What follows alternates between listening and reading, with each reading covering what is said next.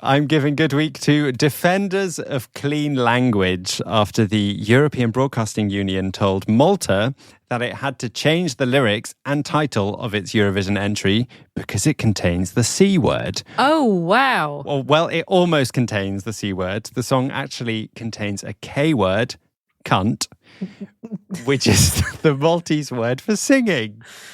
Do we need to tick the strong language box on this episode? Definitely not. It's a Maltese word for singing.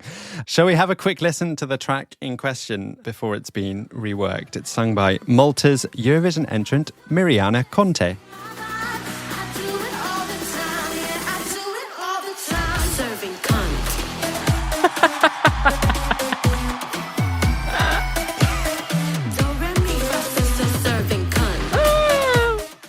That's enough, I think. Oh, wow. Honestly, I don't really know where to start with this. I have so much to say. Well, I mean, it might be sort of obvious, but why don't you start by telling us how the EBU have justified banning the lyrics of this song? Okay, yeah. Well, for those of you who aren't total Eurovision nerds, I should probably say who the EBU are. They're the European Broadcasting Union, which is an organisation made up of public broadcasters from across and beyond Europe.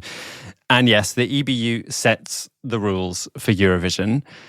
The EBU's own restrictions for language in song entries are pretty broad. They say that they prohibit swearing or any other language that is unacceptable, illegal, unethical, offensive, obscene, defamatory, or deemed inappropriate for the Eurovision Song Contest, or otherwise offensive to public morals or decency. It covers quite a lot. Mm-hmm. So, yeah, it was the EBU who contacted Malta last week to announce that they decided that serving kant was not acceptable and the lyrics would need to be changed before the deadline for submissions of songs, which was in 6 days' time of the notice they received. Mirjana Conte, the artist, posted a statement on Facebook saying that she was shocked and disappointed by the decision, but that the show will go on. I mean, is it normal for them to give like a 6-day deadline for the whole words and the chorus of a song to change? Yeah, that's a good question. I don't know, but it doesn't really feel fair on the Maltese entry that they only had 6 days to come up with an alternative, seeing as the song's been out for quite a while now. Yeah. And the Times of Malta claim that the EBU made this last-minute decision to intervene after the BBC, the UK member of the EBU, made a complaint to the EBU about the lyrics. Now, I should say that the BBC haven't commented on whether or not they were indeed behind the complaint, but if it was them, they would probably have reported the song because the British Broadcasting Regulatory Body, an organisation called Ofcom, have pretty clear rules about which words can and can't be used on TV and at what time of day.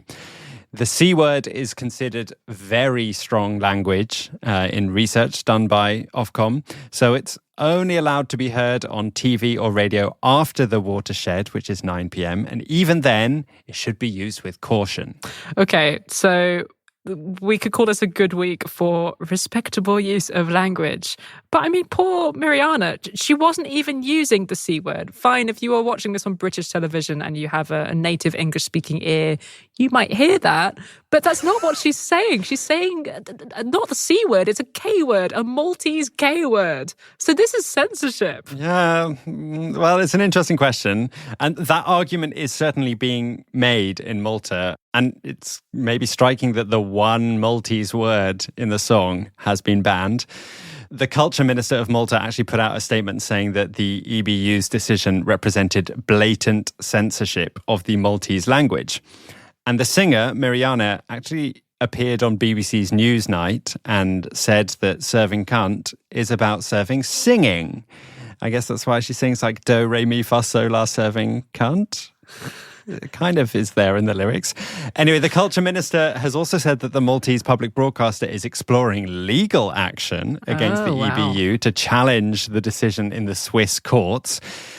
And look, I am sympathetic to Mirjana and Malta, and it is unfortunate that the one Maltese word is the problem word. But on the other hand, serving kant is clearly deliberately a play on words. It's not a mistake that it sounds like the C word. That is the point of the lyrics and the song title. it was a song like surely designed to be controversial. So to claim now that it's discriminating against the Maltese language feels a little bit rich to me. Because just to clarify, serving C word, that is a phrase amongst the young people and in like queer culture and stuff, right? Yeah. Good point. We should probably discuss the etymology of the phrase serving C word.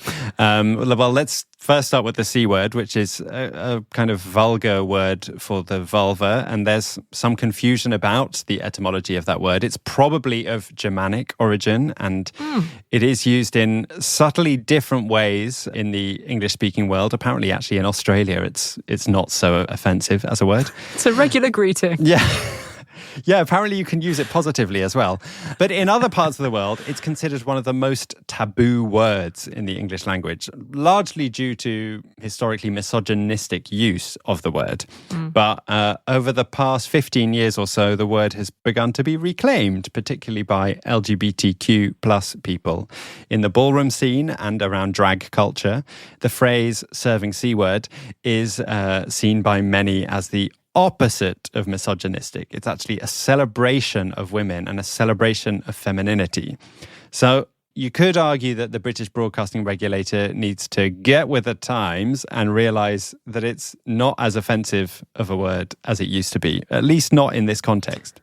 Okay, fine, but you have given this good week. So are you siding, Dominic, with the language police here? No, because as I've said before, good week is not a value judgment. I'm not siding with anyone. I'm just saying that it's been a good week for the people who want to protect, quote unquote, respectable language. Nice cop-out clause. I have to say that when I first saw that the song had come out, and I hadn't heard the song, but I just read the title and saw that there was some fuss online, I had hoped against hope that it was actually going to be a song about Immanuel Kant, the German Enlightenment philosopher, but sadly that wasn't the case. That might be a Eurovision first.